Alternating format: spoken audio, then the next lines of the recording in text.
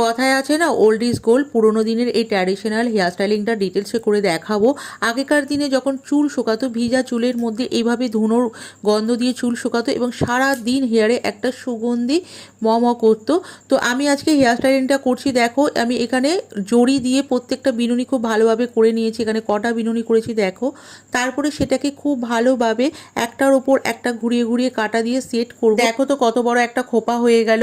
আগেকার দিনে এই ট্র্যাডিশনাল হেয়ার স্টাইলিংগুলো কিন্তু এখন ভীষণ ট্রেন্ডিংয়ে আছে। আমি এখানে লাল ফিতে এবং জড়ি ফিতে দিয়ে খুব ভালোভাবে হেয়ারটাকে ডেকোরেশন করছিলাম।